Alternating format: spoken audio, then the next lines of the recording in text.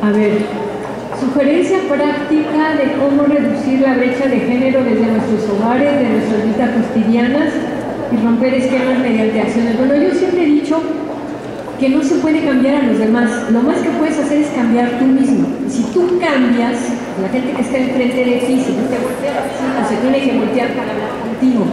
Entonces, que evidentemente el cambio personal es muy importante y el cambio personal implica el autoconocimiento también, ¿no? O sea, realmente entender qué te está pasando, y muchas veces es difícil entender qué nos está pasando porque esos mandatos culturales también nos tapan. Entonces hay intervenciones terapéuticas, hay conocimiento, caen veintes cuando uno de repente está en un grupo de discusión o cuando uno lee un libro esclarecedor, ¿no? Pero yo creo que la sugerencia práctica es eso, empezar un proceso de autoconocimiento y empezar a cambiar en la manera en que tratamos a los hombres y tratamos a las mujeres y empezar a ser también más igualitario en nuestras relaciones, ¿no? La modernización de lo doméstico me parece importante. ¿Qué estrategias de comunicación sería importante tomar en cuenta para construir nuevos esquemas? Bueno, yo digo que cuando empecemos en las telenovelas a ver señores varoniles y guapos poniéndose el mandil y ayudando en la cocina, pues la idea del mandilón, ¿verdad?, va a perder fuerza. Entonces empezar a unir figuras atractivas masculinas con labores domésticas para que los chavos jóvenes empiecen a tener nuevos modelos y roles. Cuando les hablaba yo de los 3 tiempos históricos, ¿por qué mis estudiantes del ITAM en México, chavos de 22, 23 años, que se la pasan en el internet y navegando y que ven un chorro de películas extranjeras, no tienen objeción en hacer cosas domésticas? No la tienen teóricamente, quién sabe si lo hacen en la práctica, no he ido a sus casas a checarlos, pero es diferente esa actitud y esa apertura que ya tienen con la que pueden estar teniendo ahorita estudiantes de una secundaria rural, por ejemplo, ¿no? Porque les estar abierto, por eso el tema del conocimiento, conocer qué está pasando en el mundo globalizado y conocer que no te hace menos hombre hacer esas labores. Entonces sería genial que tuviéramos un gobierno federal convencido de promover políticas de comunicación, anuncios, ¿no?, en donde se vea a hombres y a mujeres compartiendo estas tareas y en donde hombres muy atractivos hagan labores que no tienen por qué ser femeninas, son labores de cuidado que son muy necesarias. ¿Qué estrategias propone para fomentar la participación social en la construcción de cuotas de género en las candidaturas al interior de los partidos políticos y de las candidaturas independientes? A ver, para empezar, yo no creo que haya estrategias para fomentar la participación de ningún tipo. Yo creo que la gente participa por 2 cosas: cuando las cosas le duelen o cuando las cosas le apasionan.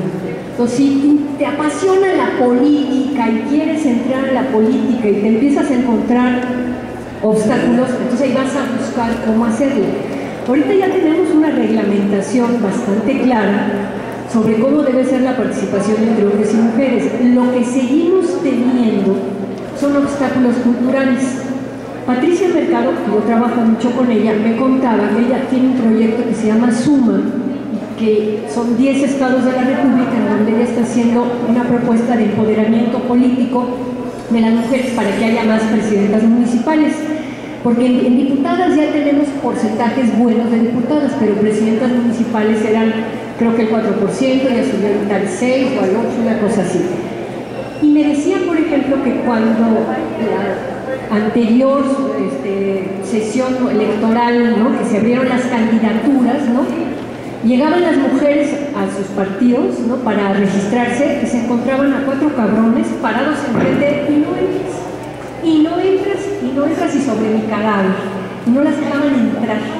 Y al día siguiente salían: no vino ninguna mujer a registrarse, no hay candidatas, ¿no? Y entonces Patricia les preguntaba: oye, ¿y por qué no pones una denuncia? No, si pongo una denuncia, me ponen tache, me ponen en la lista negra y nunca en la vida más vuelvo a participar.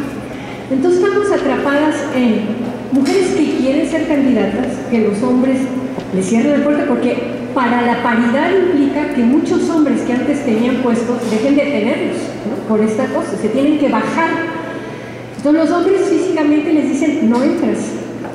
Y luego al día siguiente dicen, no, pues es que nadie vino a registrarse. Pero ya el IFE le está diciendo, me vale madre si no vino nadie a registrarse. Si tú no traes el 30% o el 40%, simplemente no. A ver cómo haces, las buscas abajo de las piedras, ¿no? Pero todavía tenemos muchas prácticas de ese tipo. Entonces es complicado, pero ¿qué estrategias? Yo creo que la mejor estrategia es luchar por lo que a uno le duele o por lo que a uno le apasiona. Y ahí sí no hay quien te pare, porque estás chingue hasta que lo consigues. Luego, ¿podría darnos su opinión sobre la importancia de la participación de las mujeres en la toma de decisiones en el gobierno, sobre todo en la legislatura? Bueno, pues mi opinión es lo que les vine a decir hoy. Creo que es muy importante y creo que tiene que estar acompañada esta participación de las mujeres en la toma de posiciones con la participación de los hombres en el espacio público, privado. Si no, no la vamos a hacer. Si debemos hacer acciones afirmativas para la transición a la equidad, debemos proyectar acciones para cuando se logre la equidad. ¿Qué tipo de acciones serían? Bueno, es que hay acciones afirmativas en el campo político, en el campo legislativo, en el campo de funcionarias, en el trabajo, en las empresas. O sea, las acciones afirmativas implican ver. Yo les voy a poner una acción afirmativa que ahorita está en discusión. Las escuelas de normalistas de materno-infantil, las maestras de los kinders, de los niños chiquitos. Hay 4 muchachos que quieren entrar a la normal, no sé en qué universidad de México, femenina, una cosa por el estilo, porque quieren ser maestros de kinder, de niños.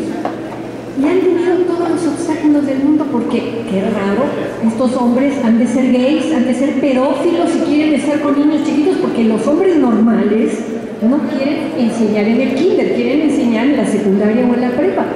Y estos chavos, entonces, están insistiendo, necesitaríamos acciones afirmativas, es decir, que todas las escuelas que están enseñando esas maestras maternales tengan un 20 o un 30% de hombres. Ahí habría una acción afirmativa, por ejemplo. Entonces, no piensen las acciones afirmativas solamente como meter mujeres en los espacios masculinos, también es meter hombres en los espacios femeninos, ¿no? Luego, hay estadísticas respecto a México o Latinoamérica. ¿Qué porcentaje de propiedad privada son dueños o propietarios los hombres? Sí hay. Yo no me la sé de memoria, no soy buena para los números, pero en la página del Instituto Nacional de las Mujeres, yo creo que ahí pueden buscarlo. Y sí hay un problema con la propiedad de la tierra, porque muchas de nuestras comunidades indígenas heredan la parcela al hombre, y cuando no hay hombre en la familia, que son hijas, le toca entonces al sobrino o al hermano y no a las hijas, y ahí hay toda una discusión muy importante. Logros y consecuencias de la Ley de Conciliación de Vida Familiar Laboral en España. ¿Es viable en México? A ver, las leyes de los países europeos son un horizonte de llegada al que nos vamos a acercar en la medida en que nuestras sociedades sean igual de democráticas, tengan el mismo sistema de seguridad social, tengan el seguro del desempleo, tengan toda una cantidad de cosas. ¿Es viable en México? En México sería viable si se cambia el sistema de seguridad social, si los permisos paternos se vuelven como los de los países escandinavos. Ustedes saben, por ejemplo, que en Noruega, si una pareja tiene una criatura, les dan un año con el 80% del salario, pero no es un año para que lo tome la mujer. Si el hombre no toma sus 6 meses, no les dan el año, ¿no? Y además, no solo eso, a los hombres que toman el permiso paterno les dan mayor pensión de retiro y a menos años. Si el retiro es a los 65, se pueden retirar a los 60 con más dinero. Están haciendo las sociedades una serie de estímulos para que los hombres cumplan sus permisos paternos. Aquí en México creo que es de 3 días el permiso paterno. Entonces es un absurdo, ¿no? Entonces, ¿es viable tal y como está? No, no es viable. ¿Es deseable? Sí es deseable llegar a tener una sociedad que le otorgue al tema de cuidado una importancia equitativa entre hombres y mujeres. ¿Qué pasará en este sexenio con la unificación del Código de Procedimientos Penales en relación al aborto? ¿Qué pasará? Pues no soy profeta, no sé. ¿Qué espero que pase? Pues yo soy como muy realista. Yo creo que va a pasar lo que pasó en Alemania. Cuando Alemania estaba con el muro dividido entre la Alemania del este y la Alemania del oeste, y cayó el muro de Berlín, tuvieron que ponerse de acuerdo porque en la Alemania del este el aborto estaba despenalizado y en la del oeste estaba prohibido. Entonces, se tuvieron que poner de acuerdo en muchas cosas. El aborto era el punto 1527, había que decidir cuestiones económicas, de la seguridad, mil cosas de unir dos sistemas políticos con creencias distintas. El único punto en el que no se pudieron poner de acuerdo fue el del aborto. Entonces decidieron ponerlo entre corchetes y decir, bueno, nos unimos, pero no hemos decidido todavía nada con respecto al aborto. Las mujeres que vivan en el este podrán seguir abortando y las que vivan en el oeste no lo podrán hacer. Y vamos a mandar el punto al Tribunal Constitucional. 4 años tardó la discusión y al final el Tribunal Constitucional planteó que sí había que aceptar el aborto, pero que las mujeres que abortaran tenían que ir antes con un sacerdote o con un consultor que las convencieran de que no iban a abortar y 3 días después regresar, cosa que antes no. Antes una mujer que iba en el este quería abortar, le hacían el servicio inmediatamente, como se está haciendo en la Ciudad de México. Entonces, ¿qué creo que va a pasar? Creo que no se van a poner de acuerdo. Sería genial que todos los códigos penales tomaran el modelo del Distrito Federal, pero primero no creo que el PRI se quiera aventar ese boleto, y segundo, creo que no hemos tenido un debate público en el país sobre el aborto. Eso quiere decir, como siempre pongo el ejemplo de Italia, Italia con todo el Vaticano, ¿verdad? Cuando despenalizó el aborto en 1978, estuvo un año antes pasando un debate en la televisión, en todos los canales, y traía al médico a favor, al médico en contra, al abogado a favor, al abogado en contra, a la feminista a favor, a la señora del Opus Dei en contra, a que hablaran y discutieran durante un año en la televisión, mañana, tarde y noche. Ya los italianos estaban hasta el gorro del aborto. Pero cuando se despenaliza el aborto, la Democracia Cristiana hace una recolección de 2 millones de firmas para que haya un plebiscito sobre si sigue la ley o no. Se hace el plebiscito y el 87% de los italianos dicen sí queremos el aborto, y ya se acabó la bronca. Desde 1978 Italia tiene legalizado el aborto, tiene el Vaticano, tiene el Papa, pero hubo un debate público. Aquí no hemos tenido debate público. Lo que pasó en la Ciudad de México no se ha discutido en los estados. Entonces, mientras no haya debate público, no creo que se pueda. Entonces, ¿qué pasará en este sexenio? Yo creo que lo que puede pasar es que metan el aborto de nuevo entre corchetes y que digan que resuelva la Suprema Corte. Ahorita vamos a seguir unificando el Código Penal, es de todo excepto en el aborto, y que cada estado siga con sus propias excepciones de aborto, porque el aborto está, digamos, aceptado por distintas causas en todos los estados. ¿Cuál considera usted que es el principal obstáculo que México tiene para la aplicación y la práctica de políticas públicas con perspectiva de género? El orden simbólico, la cultura. Ese es el principal obstáculo. Y ahí estamos, hombres y mujeres, agarraditos de la mano, reproduciendo el orden simbólico todo el tiempo. No es un problema de que los malos machos y las pobres víctimas mujeres, para nada. ¿Podría ampliar el concepto de discriminación positiva? Bueno, es lo mismo que acción afirmativa. O sea, discriminar también significa decir esto le toca a este y este le toca a este, es dar un tratamiento diferenciado, ¿no? ¿Cómo hacer para concientizar y motivar a valorar y a tomar en cuenta el tema de género? Bueno, pues con este tipo de eventos. Muchas gracias, Ana.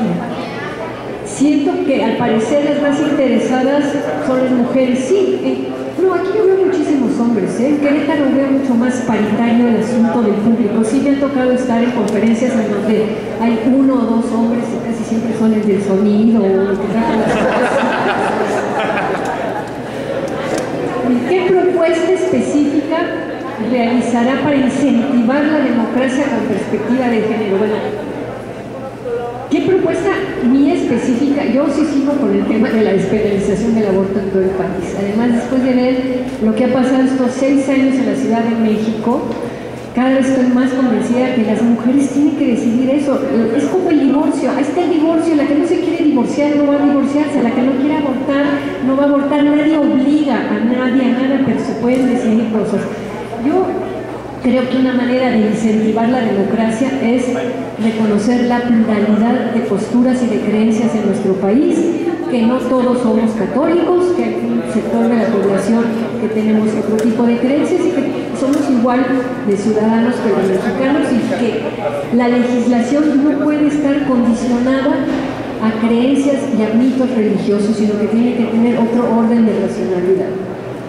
¿Cuáles serían las principales acciones que organizaciones civiles pudieran desarrollar para empezar a trabajar una mayor educación hacia la perspectiva de género de manera integral? Lo que les digo, los grupos se juntan cuando algo les duele. Hay un grupo de mamás que tienen hijos con síndrome de Down y que quieren que haya una mejor educación para eso. Eso también ayuda a la democracia. Hay un grupo de estudiantes que quieren que la entrada a la universidad tenga... Es decir, la participación, yo no puedo dar recomendaciones generales. Yo sí creo que todos los grupos ciudadanos que se juntan y que quieren hacer algo, aún los muy conservadores, los que pueden ser mis adversarios en términos ideológicos, están colaborando a una democracia en el sentido de que México es un país plural y diverso, y que estamos muchas personas que pensamos muy diferentes y que tenemos que aprender a convivir bien a pesar de nuestras diferencias. Lo que sí creo, como una principal acción que todas las organizaciones civiles pueden desarrollar, es debate público, debate público, debate público. Y presionar a las televisiones y a las radiodifusoras que hagan debates sobre temas donde traigan expertos con una posición y con la posición contraria, a que ventilen eso y que la gente escuche y pueda a partir de ahí normar su posición. Una de las herramientas para que la mujer logre la igualdad en todos los campos del conocimiento es el respeto a sus derechos reproductivos. ¿Qué opina usted del retroceso que ha significado el abandono de las políticas públicas de control natal en los últimos 12 años? Bueno, opino que es una tragedia.